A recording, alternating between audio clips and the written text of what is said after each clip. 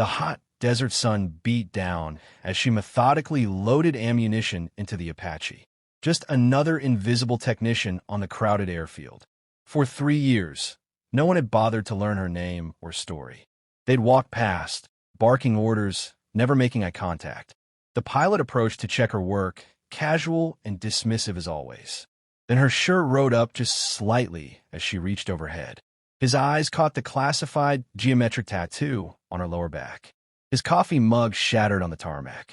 He knew exactly what that marking meant and who she really was. From which city in the world are you watching this video today? If this story of hidden identity and unrecognized heroes resonates with you, please consider subscribing. Every week, we bring you stories of extraordinary people in ordinary disguises. The pre-dawn glow bathes Phobe Chimera in hazy orange light as Nairi Kessler methodically feeds a belt of 30mm shells into an AH-64 Apache's chain gun.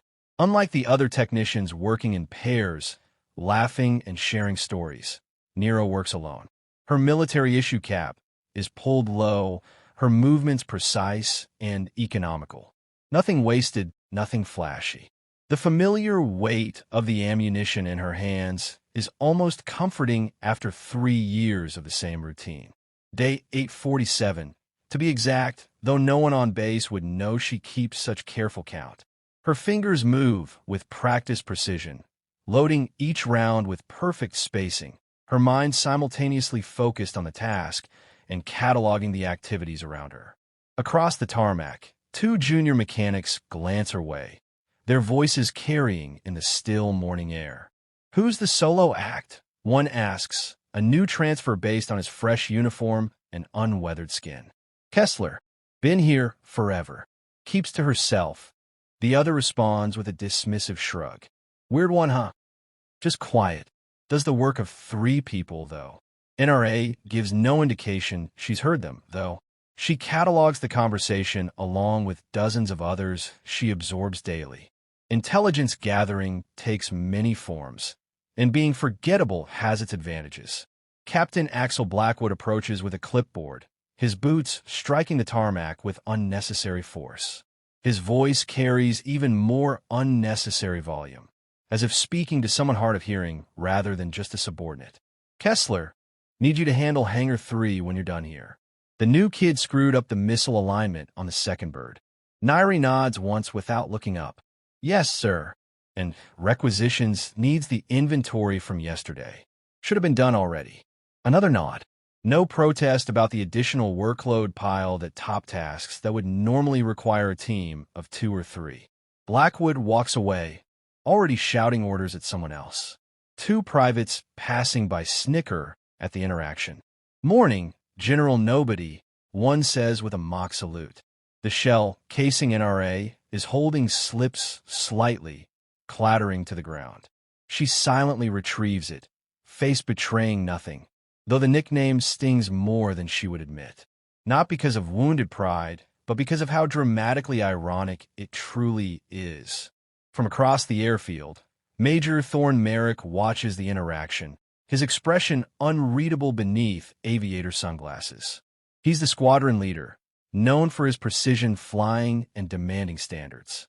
Something about Naira's methodical work catches his attention. The way she checked connections that most technicians gloss over, her attention to detail that exceeds standard protocol. For a moment, he seems about to approach, but his co-pilot calls him to the morning briefing, and the moment passes. Merrick turns away, casting one final glance at the solitary figure working beneath the massive Apache.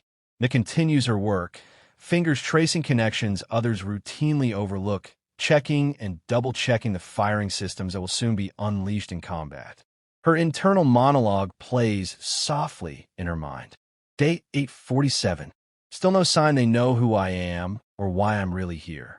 The mission continues. As the sun rises fully over the horizon, Nairi finishes loading the ammunition and moves to the rocket pods. Her movements remain methodical, but her configuration differs slightly from standard. A specialized arrangement of high-explosive rounds alternating with armor-penetrating ones. It's a setup specifically adapted to the terrain and structures in today's target zone. Though no one has briefed her on the mission parameters, she doesn't need a briefing. She's been monitoring the communications, the intelligence reports, the flight patterns for months. While officially she's just loading ammunition, unofficially she's been fighting a different kind of war. By 0900, the base is fully alive with activity. Pilots check flight plans, mechanics run final diagnostics, and intelligence officers scurry between command posts with updated threat assessments. And blends into the background, moving from helicopter to helicopter, performing her assigned tasks while observing everything. In the briefing room at 11:30 hours, the squadron gathers for final mission prep. Maps of the region are displayed on screens while intelligence reports scroll across monitors. Major Merrick stands at the front, selecting pilots and gunners for the day's operations. "We've got increased insurgent activity near the Haditha Dam," he announces, his voice commanding instant attention. Intelligence suggests possible IED placement targeting infrastructure. This is a high-priority surveillance run with weapons hot if confirmed hostile activity. The pilots nod, absorbing details about wind conditions, visibility, and potential anti-aircraft threats. Lieutenant Sparks, eager and overly confident at 28, points to the ammunition manifest displayed on a side screen. "Sir, we're loaded with standard configuration, though maintenance has some weird setup on Apache 2, he says, a hint of derision in his tone. Merrick raises an eyebrow. "What kind of setup?" "Kessler reconfigured the rocket pods, split between H and penetrators. Waste space if you ask me." Merrick studies the diagram, comparing the standard loadout with a modified version. After a moment's consideration, he surprises everyone. "Keep it as is. The quiet ones sometimes know things we don't." A ripple of confusion passes through the room. Since when does Major by-the-book Merrick allow deviations from standard procedure? Lieutenant Sparks looks particularly displeased, but knows better than to argue. As the briefing concludes, the pilots and crew disperse to make final preparations.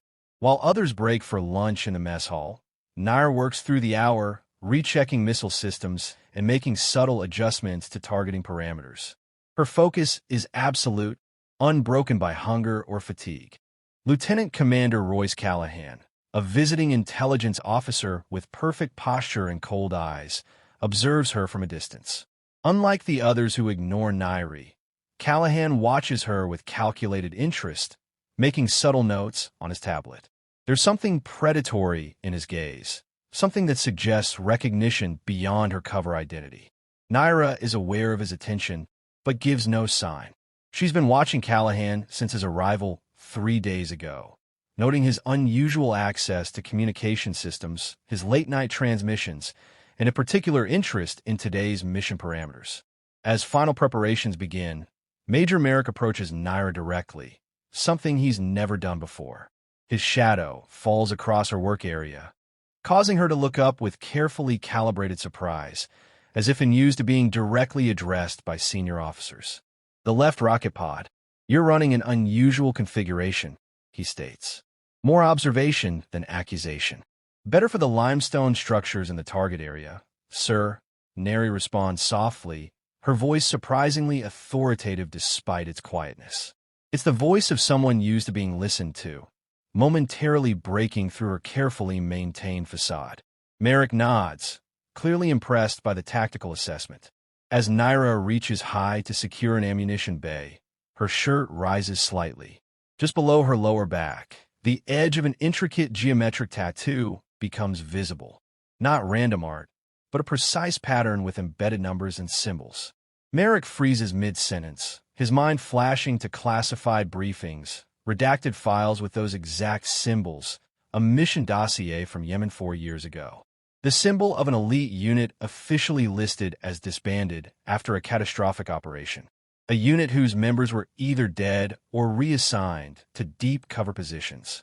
A unit whose commander was posthumously awarded the highest military honors for sacrifice in the field. Nero notices his expression change, the sudden recognition in his eyes. Their gazes lock. She gives an almost imperceptible shake of her head. "Not here. Not now." For a moment, neither moves. Then Merrick backs away, visibly unsettled, and returns to his crew. But now, he can't stop glancing back at the quiet woman loading his helicopter, suddenly seeing someone completely different from before. As the pilots suit up and perform their final checks, Nia moves efficiently through her remaining tasks. She's aware of Merrick's occasional glances, the new weight of recognition in them. It complicates things, but may also provide an opportunity she's been waiting for. Lieutenant Commander Callahan approaches her workstation, his steps measured and deliberate. "Technician Kessler," he says, his voice smooth and controlled. "I don't believe we've been formally introduced. I'm overseeing intelligence coordination for today's operation." "Sir," Nairi responds with appropriate deference, keeping her eyes lowered. "I noticed your specialized loadout configuration. Rather unusual for someone at your level to make such tactical decisions. There's accusation beneath the observation, a probing quality that sets off warning signals, and has survived 3 years undercover by being forgettable, by never demonstrating knowledge beyond her station. The ammunition configuration may have been a minor miscalculation on her part. Just following the terrain requirements in the mission brief, sir," she answers, her voice carefully modulated to sound slightly uncertain. "Interesting," Callahan replies, clearly not believing her.